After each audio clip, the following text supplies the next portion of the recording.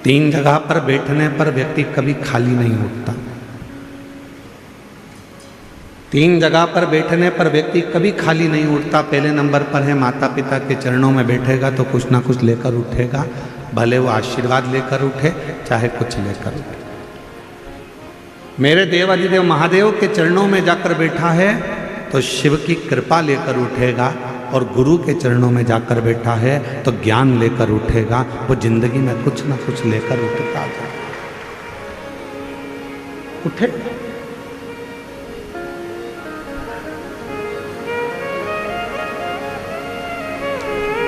आज के व्यक्ति के पास में सब कुछ है। ऐसा कोई व्यक्ति नहीं जिसकी जिंदगी में भगवान ने धन नहीं दिया। हम आपसे पूछें, जब से आपने शिव महापुराण की कथा को सुनना प्रारंभ करा, जब से आपके घर के व्यक्ति ने एक लोटा जल शंकर को चढ़ाना प्रारंभ करा, उसके बाद का समय निकालो और उसके पहले का समय निकालो। जब आप शंकर के मंदिर नहीं जाते थे, शिव जी को एक लोटा जल नहीं चढ़ाते थे, शंकर की आराधना नहीं करते थे, शिव जी की कथा नहीं सुनते थे, उसके पहले का समय निकाल कर देखना कि कितना कष्ट का समय था। और रोज़ कुछ न कुछ प्रॉब्लम चलती थी, पैसा हाथ में टिकता नहीं था, परेशानियां घेर कर रखती थी। पर जब से आपने शिव जी के मंदिर में एक लोटा जल चढ़ाना प्रारंभ करा, जब से आपने शंकर जी की आराधना करना प्रारंभ करी, जब से आपने श्री शिवाय नमस्तुभ्यम बोलना प्रारंभ करा, जब से आपने शंकर की कथा को सुनना प्रारंभ करा, जब से आपने शिव जी पर विश्वास करना प्रारंभ करा, उसके बाद का समय निकाल कर देखना कि सामने समस्या भी आती है तो उसका हल चुटकी में हो जाता है, बीमारी भी आती है तो उसका हल निकल जाता है, तकलीफ भी आती है तो उसका हल निकल जाता है, कष्ट भी आता है तो उसका हल निकल जाता है। क्यों? क्योंकि आपने पूर्ण भरोसा, आपने पूर्ण विश्वास शंकर पर कर लिया, आपने पूर्ण भरोसा देवाधिदेव महादेव पर कर लिया। और जिस व्यक्ति ने अपनी जिंदगी में शिव पर भरोसा कर लिया तो उसके जीवन के सारे दुख, सारी तकलीफ, सारा कष्ट, सारी बीमारी देवाधिदेव महादेव की हो गई। उसने अपनी जिंदगी को सार्थक बनाया।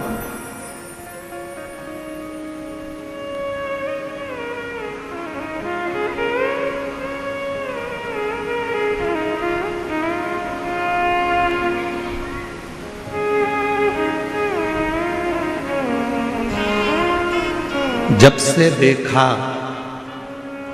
तुझे डमरू वाले, दिल हमारा ठिकाने नहीं। ये मन ठिकाने नहीं है। और जब से देखा तुझे डमरू वाले, दिल हमारा ठिकाने नहीं। जब से देखा तुझे डमरू वाले, दिल हमारा ठिकाने नहीं। जब से हमने शिव को देखा, क्यों? हमारा मन ठिकाने क्यों नहीं है? क्योंकि हम उस पर पूर्ण भरोसा कर कर बैठ गए, हम पूर्ण उस पर विश्वास कर कर बैठ गए, हम पूर्ण उस पर केंद्रित होकर बैठ गए। तो हमारी जिंदगी के सारी तकलीफें, हमारे जीवन का सारा दुख, हमारे जीवन का सारा कष्ट उसका हो। महाराज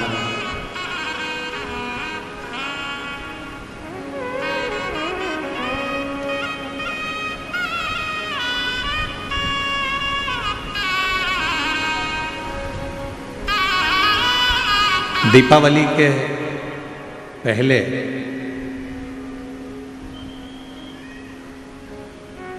पाटिल परिवार यदि इस पवित्र कथा को करवा रहा है, दीपावली के पहले माननीय श्री नामदार राधा कृष्ण बीखे पाटिल जी, माननीय श्री डॉक्टर सुजय बीखे पाटिल जी, पाटिल परिवार यदि इस पवित्र शिव महापुराण की कथा को करवा रहा है तो कभी एकांत में बैठकर विचार करना, सोचना, विचार करना।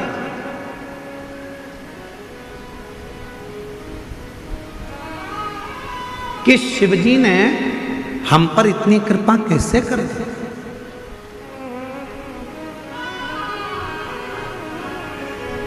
देवादिदेव महादेव ने हम पर इतनी कृपा कैसे कर दी कि दीपावली के पहले कार्तिक के महीने में ये शिव महापुराण की कथा मिल गई। आखिर इतनी कृपा भगवान ने कैसे कर दी? तो ये परमात्मा को धन्यवाद देकर कहना कि प्रभु ये तेरी कृपा है जो तू मेरी झोली भरने के लिए यहां तक पहुंच गया। ये तेरी और कृपा की ना हो जो आदत तुम्हारी, कृपा की न होती जो आदत तुम्हारी, तो सुनी ही रे अदालत तुम्हारी, गरीबों के दिल में जो जगह तुम न पाते, तो किस दिल में होती इबादत तुम्हारी, कृपा की न होती जो आदत तुम्हारी।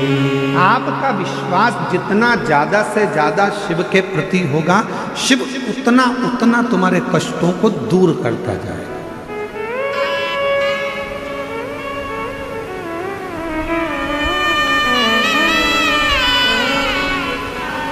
महाराष्ट्रियन भाषा में अगर कहा जाए अपने बच्चों से कहो, वो मराठी भाषा में कैसे बोलेंगे तो क्या, जास्ता से जास्ता विश्वास शिव पर ठेवा।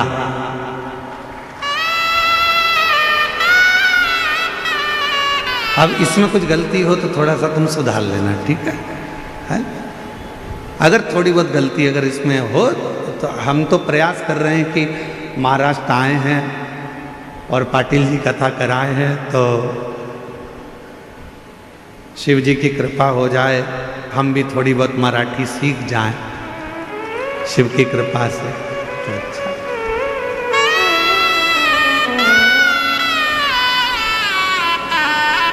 बच्चों से कहो शिव पर भरोसा रखो।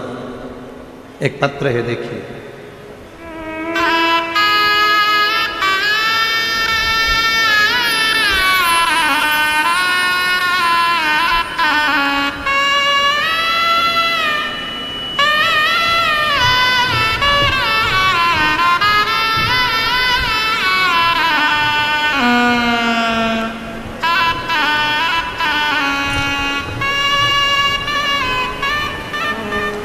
मेरा नाम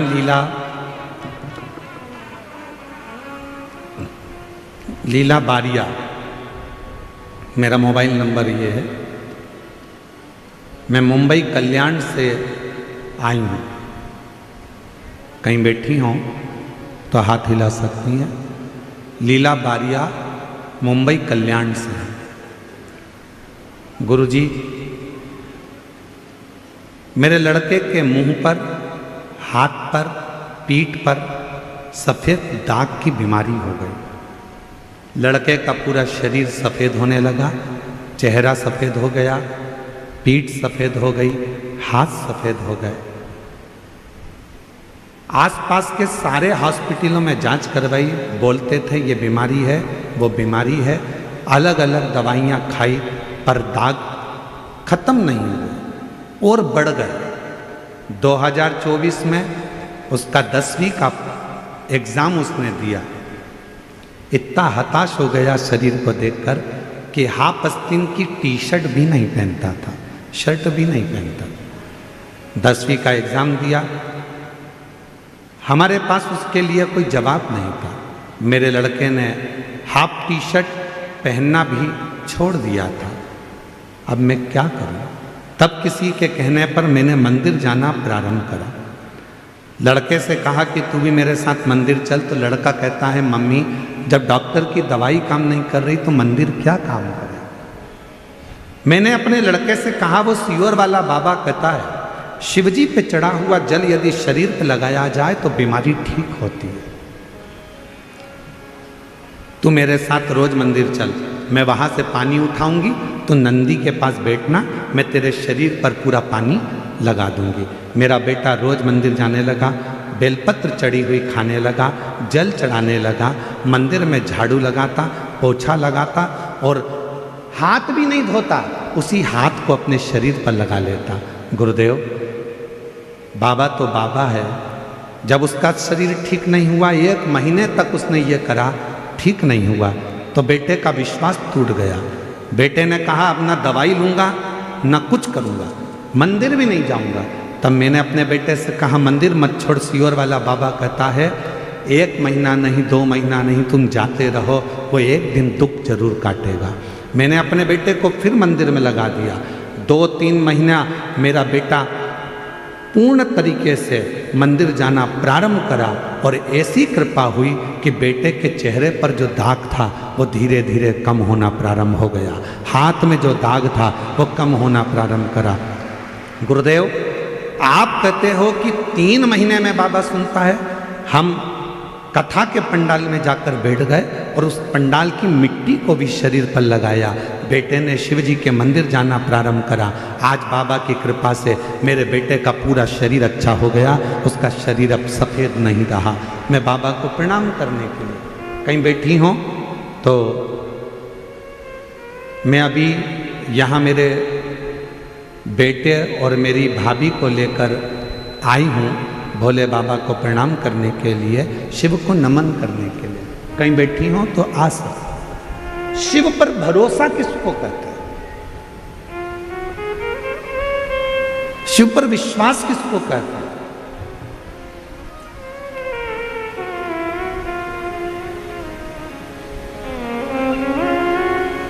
वो माँ मुंबई जैसी सिटी में कल्याण में रहती है और लिख रही है कि ऐसा कोई हॉस्पिटल नहीं बचा जहां मैंने इलाज नहीं करवाया।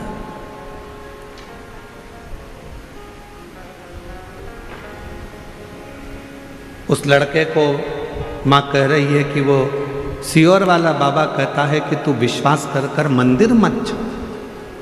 आज का व्यक्ति क्या करता है? 1 महीने भगवान को जल चढ़ाया, 2 महीने जल चढ़ाया, 3 महीने जल चढ़ाया, 4 महीने जल चढ़ाया, भगवान ने नहीं सुना, मंदिर जाना छोड़ दिया। पशुपति व्रत 1 बार करा, भगवान ने नहीं सुना, छोड़ दिया। भगवान शंकर पर लोटा भर के जल चढ़ाना छोड़ दिया। कावड़ यात्रा में गया, 1 बार काम नहीं हुआ, जाना छोड़ दिया। नहीं, शिव पर पूर्ण भरो। एक पत्र और देखो, देखो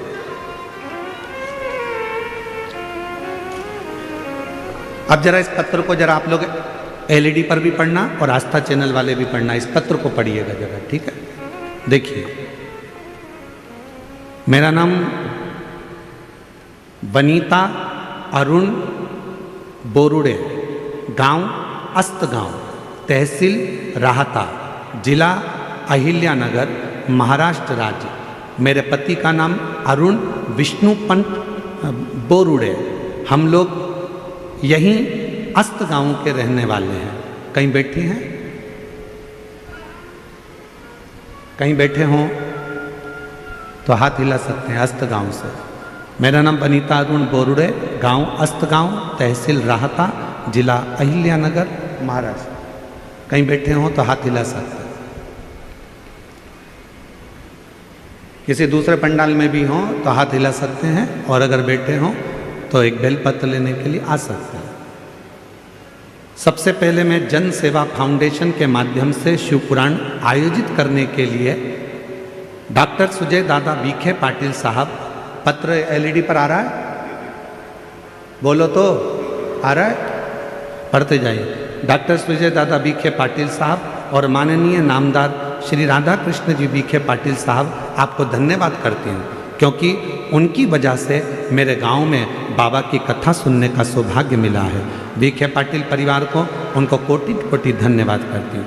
मेरी शादी 2002 में हुई थी। अभी क्या चल रहा है?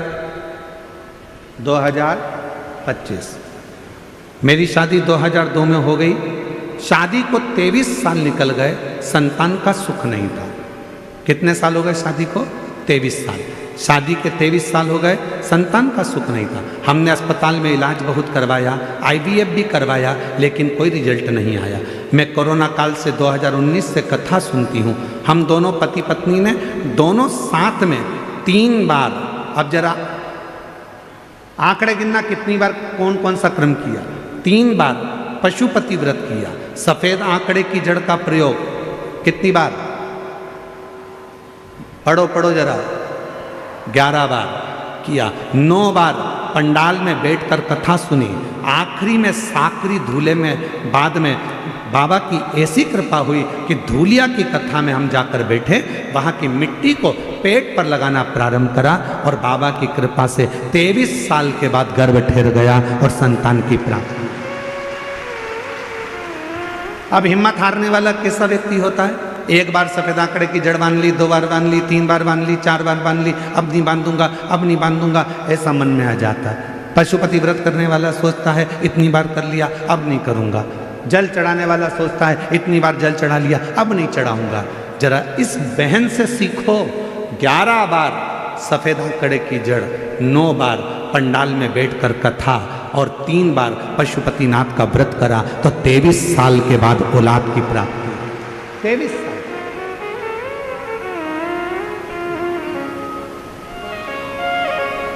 शिव की उदारता किसको कहते हैं?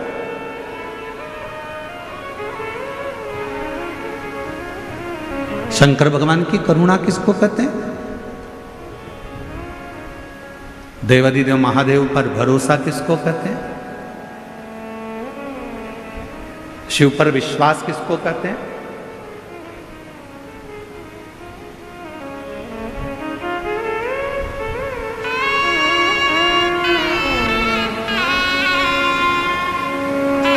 और मैंने तेरे ही भरोसे बाबा, तेरे ही भरोसे।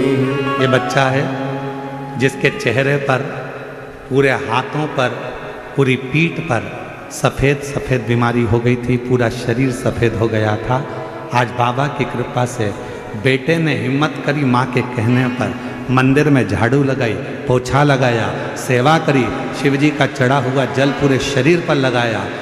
एक बार ऐसे हाथ में हर हर महादेव। आज पूर्ण तरह से स्वस्थ होकर शिव के इस पवित्र पंडाल में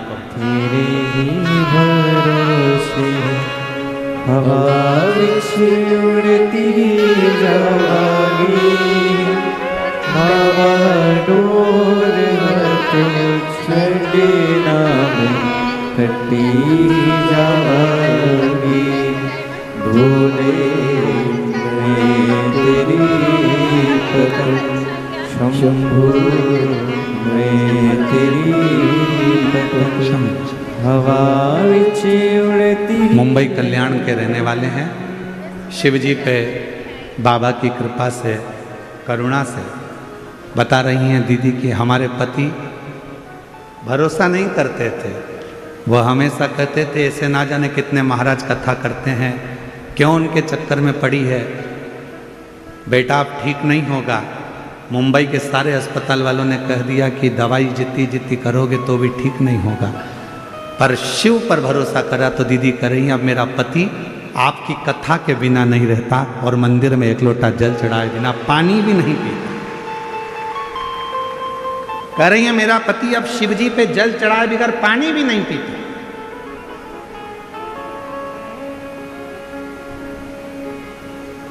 इसको भरोसा कर।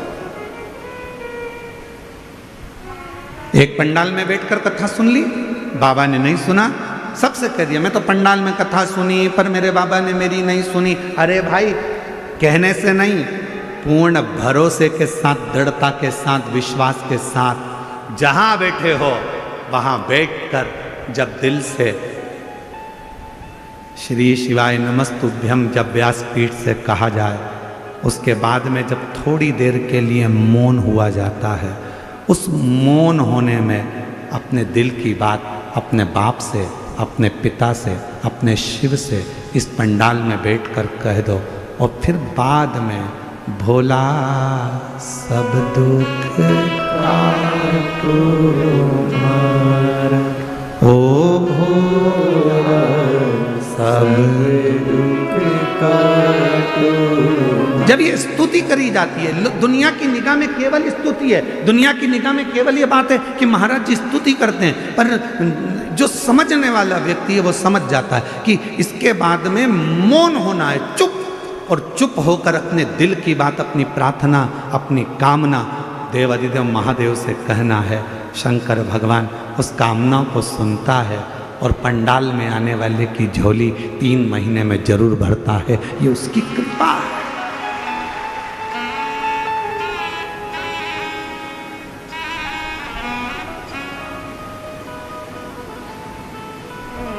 कल एक बहन जी कह रही थी,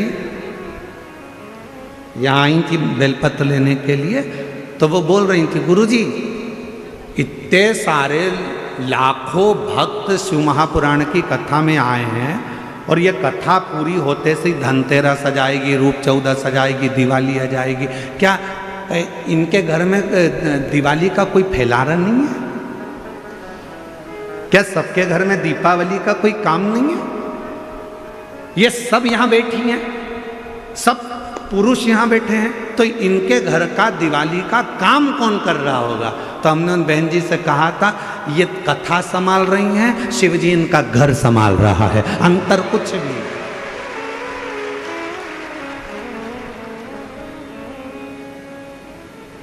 हम तो भरोसे चलते हैं। आवाज नहीं आ रही, जरा सब जम के बोलो, हम तो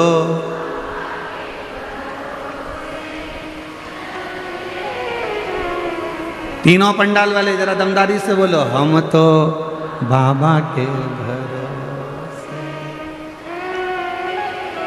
ये दुनिया वाले जलते हैं, ये जलते हैं, हम तो बाबा के भरोसे चल, डमरू वाले के भरोसे, सीहोर वाले के भरोसे चलते हैं, काशी वाले के भरोसे चलते हैं, हम तो बाबा के भरोसे चलते। हम तो उसके भरोसे, हम कथा में, हम कथा संभाल रहे हैं, हम कथा सुन रहे हैं, तो वो तुम्हारा घर संभाल रहा है, वो तुम्हारा घर देख रहा है, उसका ध्यान उस पर है।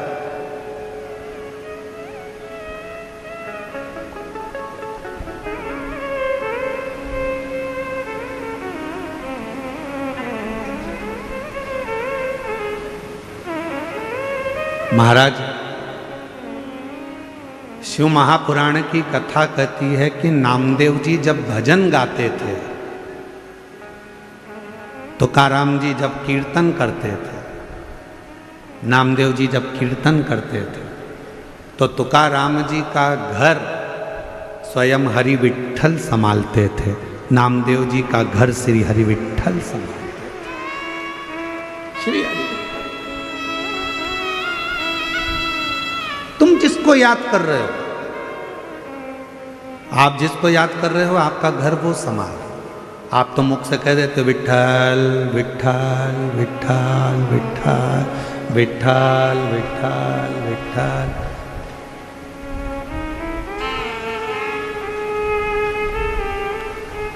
सखुबाई की कथा आती है, मुक्ताबाई की कथा आती है,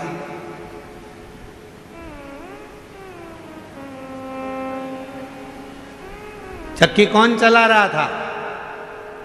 जम के बोलो, सखुबाई? नहीं। कौन? कपड़े कौन धो रहा था? विठ्ठल। रोटी कौन बना रहा था? झाड़ू कौन लगा रहा था? सखुबाई मुक्ताबाई क्या कर रही थी? विठ्ठल। विठ्ठल विठला विठ्ठल विठ्ठल। सकूबाई हरि विठ्ठल का भजन कर रही हैं, मुक्ताबाई हरि विठ्ठल का भजन कर रही हैं, भगवत भजन में लगी हैं और उनके घर का सारा काम पांडुरंगा हरि विठ्ठल कर रहे हैं।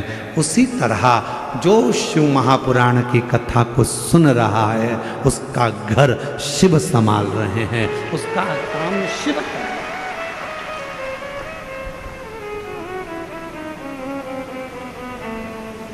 कोई दूसरा नहीं कर सकता। किसी ने पूछा क्यों सकू भाई, क्यों मुक्ता भाई, इतनी जल्दी काम कैसे हो गया? सकूबाई कुछ नहीं बोली, मुक्ताबाई कुछ नहीं बोली, बस एक ही बात बोली, विठ्ठल विठ्ठल विठला माझा विठ्ठल विठ्ठल विठला माझा विठ्ठल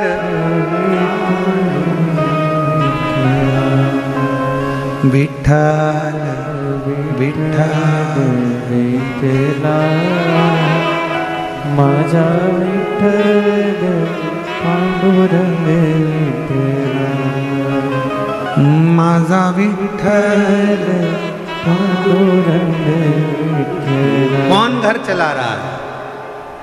चक्की कौन चला रहा है? झाड़ू कौन लगा रहा है? काम कौन कर रहा है? तो कहा जिसको मैं भज रही हूं, जिसका मैं भजन कर रही हूं, जिसका मैं स्मरण कर रही हूं, जिसको मैं जप रही हूं,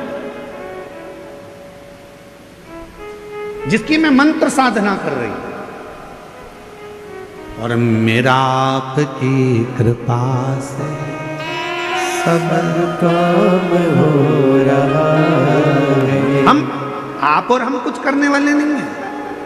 तो वो बहन जी ने कल पूछा कि गुरुजी ये बताओ कि ये सब दीपावली पर, दीपावली आ गई है, लोगों के यहाँ कितना काम पड़ा रहता है, कितना फैलारा पड़ा रहता है, और ये 5-5, 6-6 लाख शिव भक्त आपके कथा के पंडाल में बैठे हुए हैं, तो इनका घर का काम कौन कर रहा है? तो हमने कहा देव अधिदेव महादेव। कौन करे?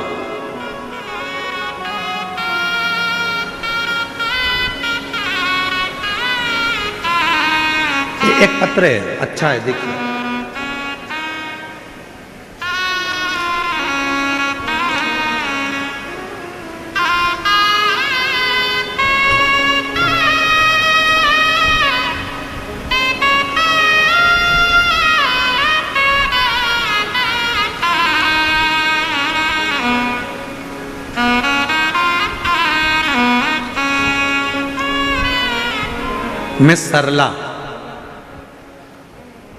मैं सरला, जरा पत्र को देखिएगा, वो एलईडी पर चलेगा, आस्था चैनल पर चलेगा, जरा पढ़िएगा। मैं सरला थोरात, मेरी उम्र है 50 साल। कहीं बैठी हो सरला जी? हाँ, आ जाइए, एक बेलपत्र ले जाइए। मेरी उम्र है 50 साल। मेरे यहाँ संतान नहीं थी। 50 साल की मेरी उम्र हो गई, इलाज कराते कराते कराते कराते औलाद का सुख नहीं आया। आखिरी में डॉक्टरों ने मना कर दिया, अब क्या तुम्हारे यहाँ औलाद होगी, तुम 50 साल की हो गई। जितनी मेरी जीजियाँ बैठी हैं, जरा विचार करना, क्या 50 साल की महिला के गर्भ से संतान हो? तुम्हारे यहाँ क्या औलाद होगी, तुम 50 साल की हो गई। उसने कहा ठीक है, सब आस छोड़ दी।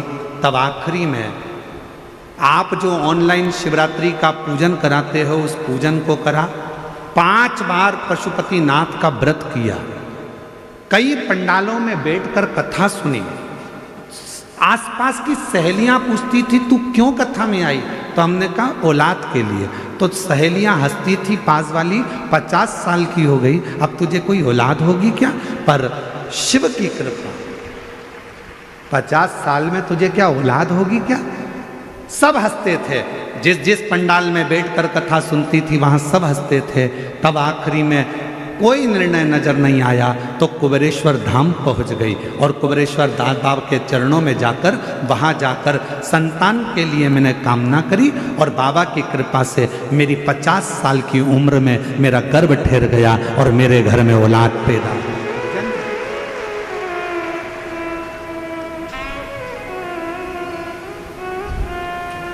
50 वर्ष की उम्र में मेरे घर में औलाद हुई।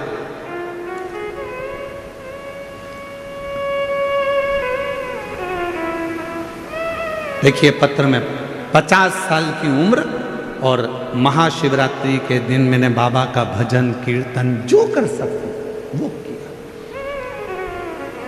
एक लाइन उसने लिखी है, आप भी गुनगुनाएं।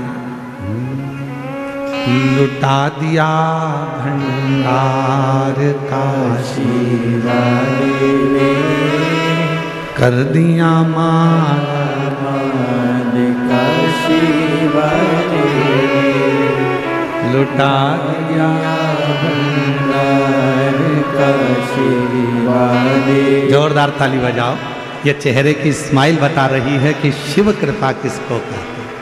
कर दिया माल काशी वाले, शंभू कर दिया माला माल काशी वाले, प्रणाम कर बाबा को। कर दिया माला माल काशी वाले ने, लुटा 50 साल की उम्र में मेरे बाबा ने दिया। एक बार जोरदार तीनों पंडालों में से आवाज आना चाहिए। लुटा दिया भंडार काशी वाले ने, जो जैसी भावना लाया वो वैसा ही फल पाया, नहीं खाली उसे लौटाया वो मन ही मन हर्षाया। माला माल काशी वाले ने, लुटा दिया भंडार काशी वाले। जो जैसी भावना लाया वो वैसा ही फल पाया, नहीं खाली उसे लौटाया वो मन ही मन हर्षाया। जितने बैठे हो कथा में,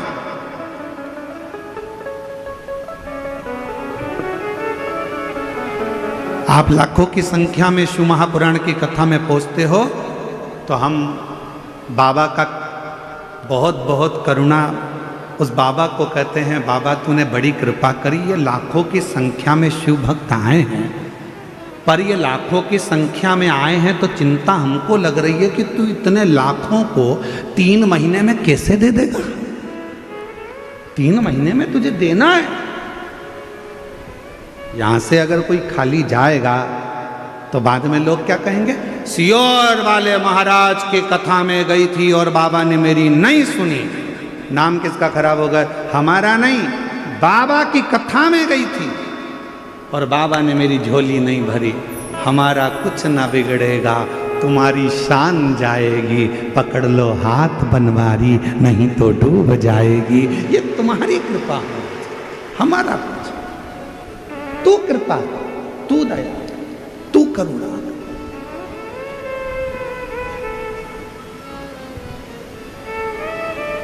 आप तो आ गए, बैठ गए, चिंता किसको? शिव जी को। शंकर जी सोच रहे थे नहीं आए तो अच्छा है, घर पे रह जाए तो अच्छा है, आएगी तो देना पड़ेगा 3 महीने में।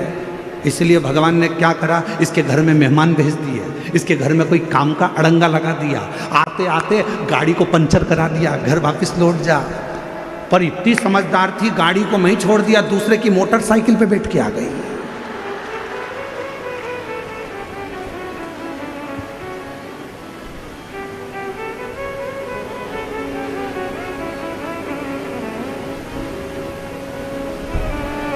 शिव जी ने सोचा कि कथा के पहले पानी गिरा देता हूं, ज्यादा फैलारा फैल जाएगा तो सब संभालने में लग जाएगी, तो कथा में नहीं जाएगी, कथा में नहीं जाएगी तो मुझे देना नहीं पड़ेगा। पर इतनी समझदार, वो तो पन्नी पे सब फैला के आ गई कथा में। हम तो चलते हैं, उस पर आश्रित होकर चलते, किसी पर नहीं।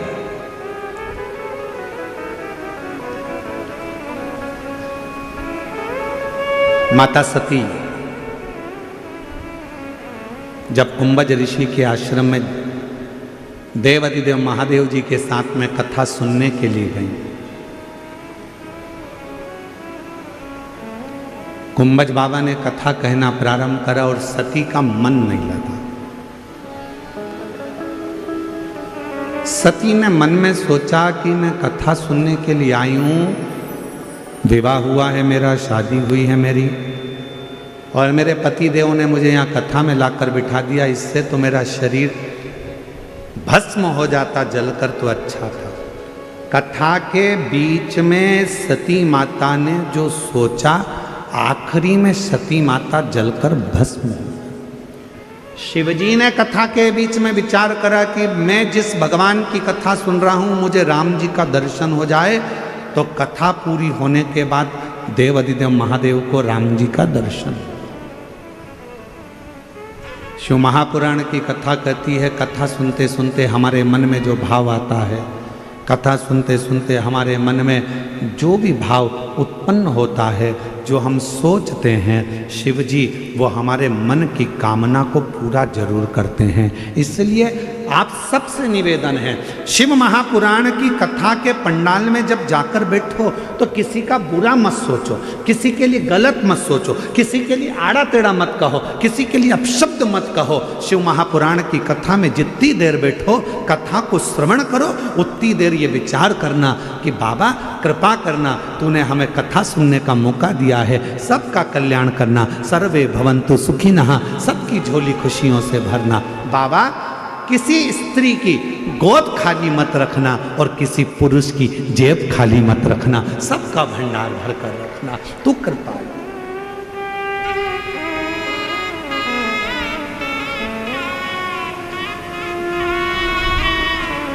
सबके लिए अच्छा सोचो,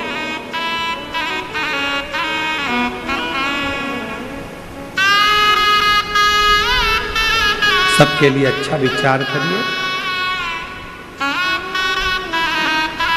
सबके लिए अच्छा सोचिए।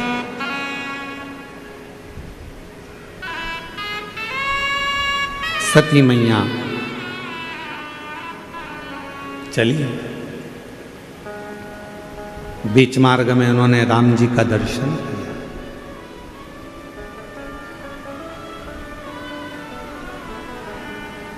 भगवान देवाधिदेव महादेव जी ने राम जी को प्रणाम किया।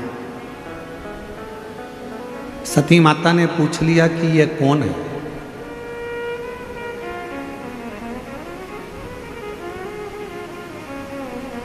शंकर भगवान बोले, जिनकी कथा सुनकर आ रहे हैं ये वही राम है।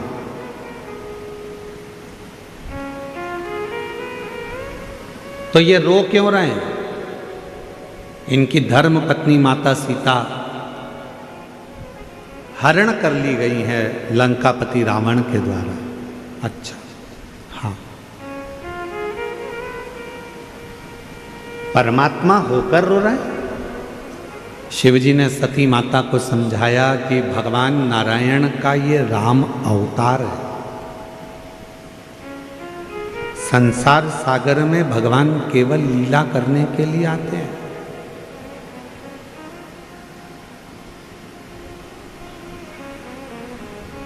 और संसार सागर में केवल भगवान आते हैं तो लीला करने के लिए आते हैं, कुछ अच्छा करने के लिए, जनमानस को प्रेरणा देने के लिए,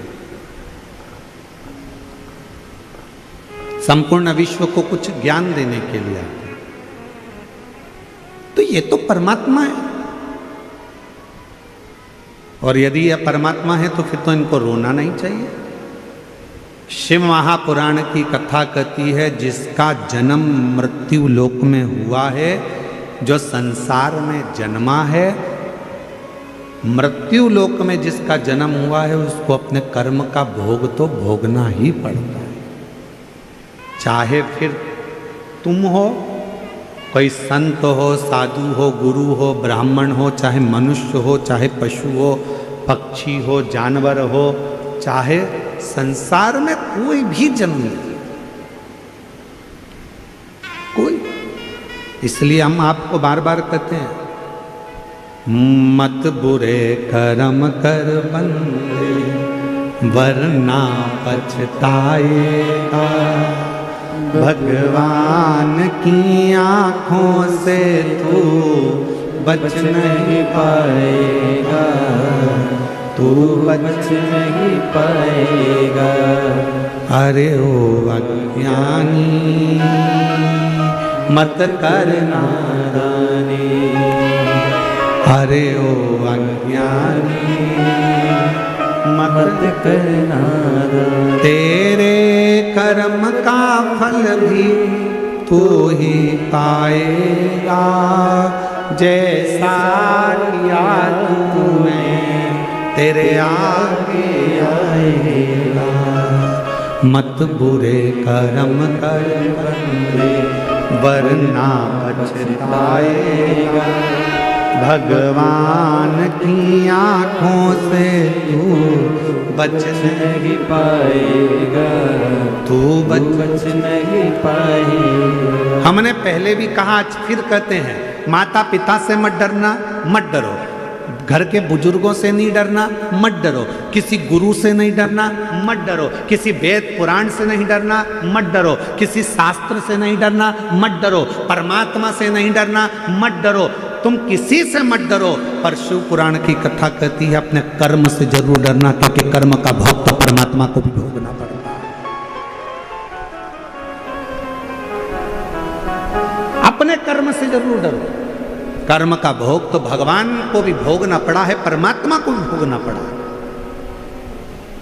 कुछ अच्छा कर चलो।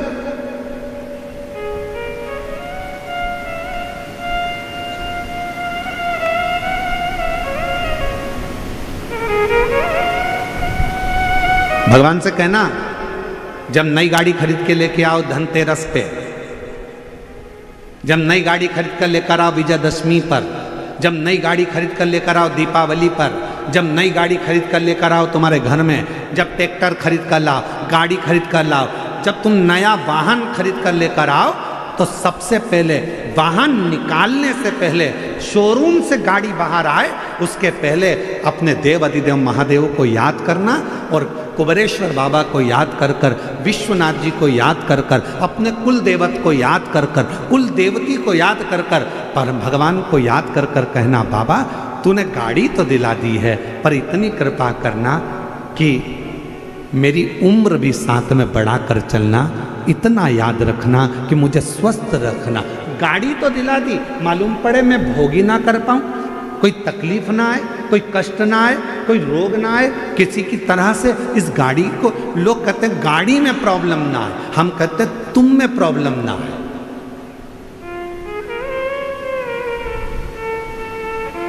गाड़ी का तो बीमा हुआ है, बोलो बोलो सही बात है कि गलत है? गाड़ी का तो बीमा हुआ है, थोड़ी बहुत इधर उधर लगेगी तो भी पैसा मिल जाएगा, पर तुम्हारे शरीर की एक आध हड्डी टूट गई तो जो दूसरी वाली हड्डी लगी है ना, वो सही काम की नहीं है। जो परमात्मा ने देकर भेजी है ना, सबसे अच्छी वही है। जो परमात्मा ने किडनी देकर भेजी वही किडनी ठीक है, जो लीवर भेजा वो लीवर ठीक है, जो आँख दी वो आँख ठीक है, कान दिया कान ठीक है, मुख दिया मुख ठीक है, सिर दिया सिर ठीक है। अलग से अगर कुछ चीज फिट होगी ना तो वो ठीक नहीं है।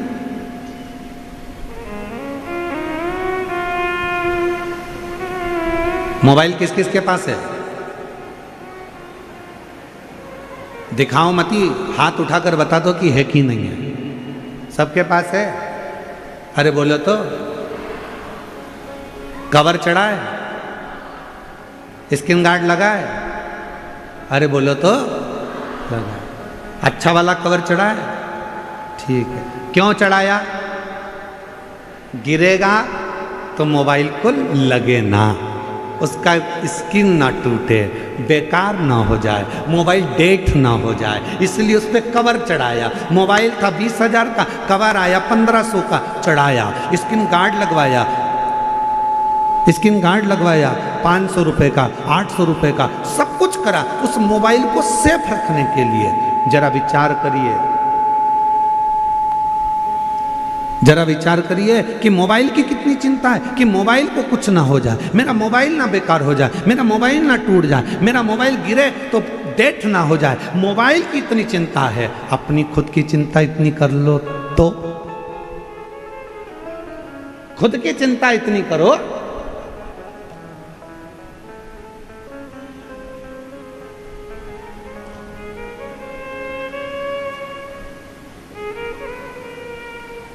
आप में से कितने लोग हैं जो टू व्हीलर गाड़ी से यहां आए हैं, मोटरसाइकिल से? हाथ उठा जल्दी। आप में से कितने लोग हैं जो 4 व्हीलर गाड़ी से आए हैं? आप में से कितने लोग हैं जो बस से आए हैं, ट्रैक्टर, ट्राली, मैजिक? काहे ना कैसे तो आयो, काहे से चली? पेट्रोल से, डीजल से चली कि नहीं चली? अरे बोलो तो। और गाड़ी अगर बीच में पेट्रोल खत्म हो जाए और तुम अपने पति से कहो पास में नल लगा है, हापसी लगी है, हेडपंप है, कुआं है, पेट्रोल खत्म हो गया, पानी डाल दूं क्या?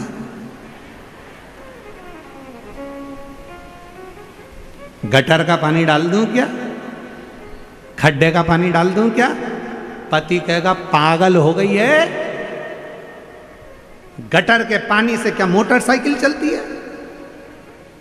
खराब हो जाएगी, बेकार हो जाएगी। जरा विचार करिए, मोटरसाइकिल गाड़ी भी डीजल और पेट्रोल से चलती है, उसमें कुछ गलत डाल दोगे तो गाड़ी भी नहीं चल पाती। उसी तरह ये मानव का शरीर है, इसमें सोच समझ के डालो, सोच समझ के।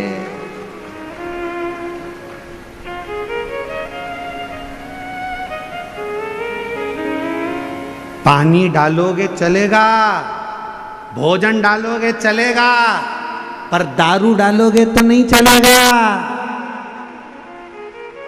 मदिरा डालोगे नहीं चलेगा, व्यसन डालोगे, मांसाहार, गंदा खाना कुछ अंदर डाल रहे हो, किडनी। जैसे मोटरसाइकिल पानी से जाम हो जाती है, उसी तरह तुमने तो खूब खूब खूब खूब खुशी आई तो पी गए, दुख हुआ तो पी गए, और मालूम पड़ा फिर बाद में हॉस्पिटल में किडनी, लीवर और तुम्हारा शरीर पूरा की पूरा वो पी गया।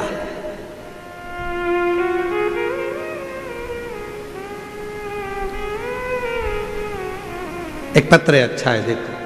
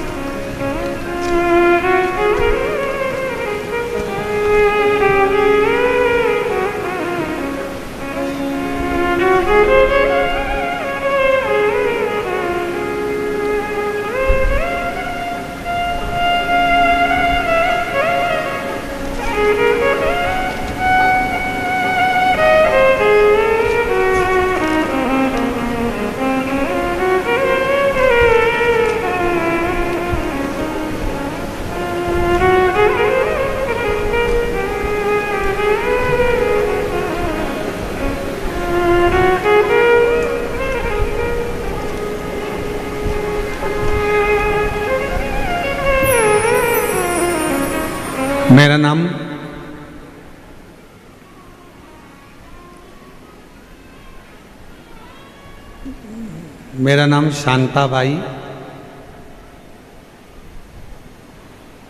बाल्या, औरंगाबाद जिला बालूच की निवासी हूँ। कहीं बैठी हों तो एक बेलपत्र लेने के लिए आ सकती हैं। बाबा पत्र को एलईडी पर पढ़े। आपकी कृपा से मेरे बेटे, बड़े बेटे गणेश बाल्या और छोटे बेटे ने दोनों दारू पीते थे, घर में पैसे नहीं आते थे, खाने को भी नहीं मिलता था। फिर आपके उपाय, शिवलिंग पर रोज जल चढ़ाया, बेलपत्र चढ़ा के मेरे दोनों बच्चों को दिया। तब से भोले बाबा ने कृपा करी, जो मेरे बच्चे दारू के सिवाय रह नहीं पाते थे, लेकिन अब दोनों की दोनों दारू छूते तक नहीं है। बाबा की कृपा से उन्होंने दारू का त्याग कर दिया। दोनों बेटे अब व्यापार अच्छा चल रहा है और अभी दोनों ने अपना मकान बना लिया। आपके और भोले बाबा की कृपा से मेरे बेटों का जीवन सुधर गया। श्री शिवाय नमस्तुभ्यम। आपने शिव की कृपा, शंकर की उदारता। अब जरा विचार करिएगा, मेरा इन माँ को निवेदन है, इनके दोनों बेटों को मैं धन्यवाद दूंगा जिन्होंने दारू का त्याग करा, तो कम से कम आज उनका खुद का मकान तो बन गया, खुद का व्यापार तो चालू हो गया, खुद का काम तो चालू हो गया। स्वयं ने हिम्मत तो करी। क्यों गलत डाल रहे? जब एक मोटरसाइकिल, जब एक गाड़ी डीजल और पेट्रोल के सिवाय यदि कुछ चीज डालोगे तो गाड़ी नहीं चलती, उसके फंक्शन खराब हो जाते हैं, उसके इंजन जाम हो जाता है। तो हम भी अगर अपने शरीर में गलत चीज डालेंगे तो हमारा भी तो इंजन जाम हो जाएगा, हमारा भी तो शरीर बेकार हो जाएगा। इसलिए श्रेष्ठ बने। क्यों गलत का भोग? और शंभु शरणे मांगू घड़ी रे घड़ी दुख काटो, दया करी निदर्शन आपो। शंभो शरण पड़े मांगो घड़ी रे घड़ी दुख काटो, दया करी न दर्शन आपो। अच्छा खाओ, अच्छे रहो।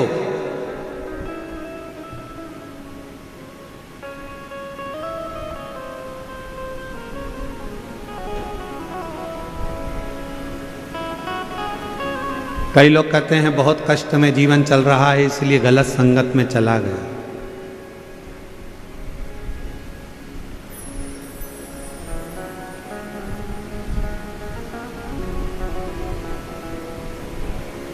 समझो भगवान परीक्षा ले रहा है। तू जी परीक्षा चालू आहे,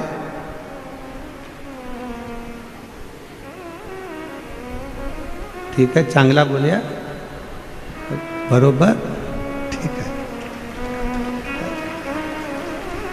अपन यही समझो ना कि परीक्षा चल रही है। तुझी परीक्षा चालू आए, बरोबर। हो सकता है कि परीक्षा चल रही हो, पर शिव नाम लेओ, शिव नाम लेओ, शंकर का गुणगान करो, शिव का स्मरण करो।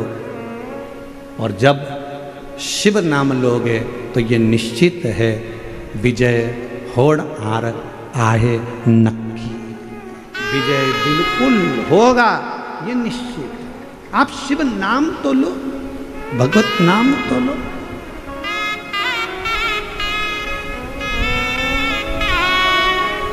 श्री शिवाय नमस्तुभ्यं, श्री शिवाय नमस्तुभ्यं, श्री शिवाय नमस्तुभ्यं, श्री शिवाय नमस्तुभ्यं। जितना नाम लो।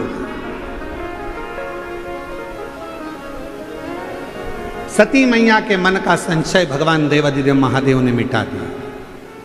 आखिरी में सती मैया ने जब संशय उत्पन्न करा था कि ये क्या परमात्मा है, हाँ परमात्मा है, संसार में जन्म लिया है इसलिए परमात्मा को भी रोना पड़ता है,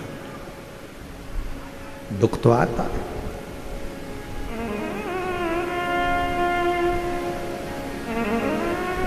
सती मैया ने विचार करा था कथा सुनते सुनते कि मेरा शरीर, क्या मतलब का ये शरीर जिसको मैंने विवाह के तुरंत बाद आकर कथा सुन ली, मेरे पति को तो मुझे कहीं भ्रमण कराने ले जाना था, पर मेरा शरीर तो भस्म हो जाए तो अच्छा।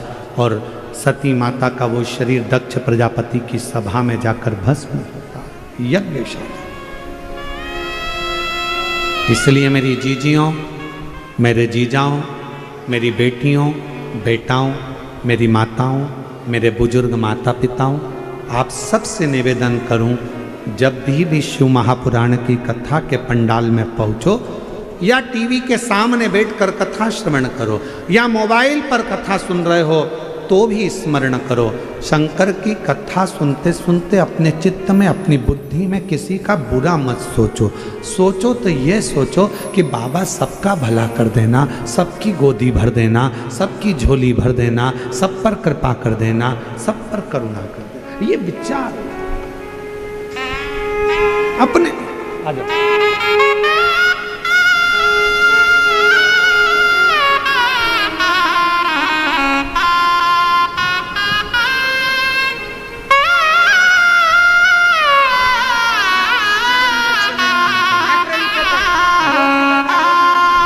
कितनी कथा है? 11।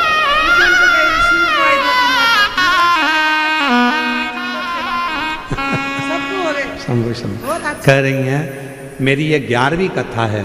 मेरे दोनों बच्चों ने दारू छोड़ दी, व्यापार चालू हो गया, मकान बना लिया और खूब काम कर रहे हैं। और ये उन दोनों को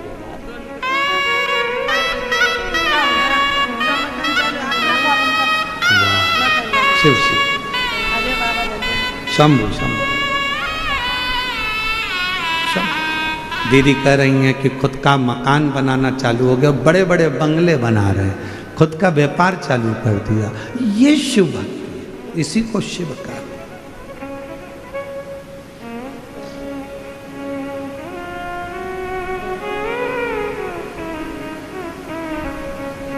अभी भी मौका है तुम्हारे पास में। जितने आस्था चैनल पर कथा सुन रहे हैं, जितने फेसबुक यूट्यूब पर कथा सुन रहे हैं, जितने पंडाल में बैठकर कथा सुन रहे हैं, मौका है। अपने बच्चों को बढ़ता हुआ देखना चाहते हो, अपने घर में सुख देखना चाहते हो, तो मदिरा का त्याग करना चालू कर दो, दारू छोड़ना प्रारंभ कर दो, नशा छोड़, नशे से दूर हटो। और यदि नशा करना ही है तो शिव नाम का करिए। शिव नाम, भगवान शंकर की अविरल भक्ति का नशा, शिव के स्मरण का नशा।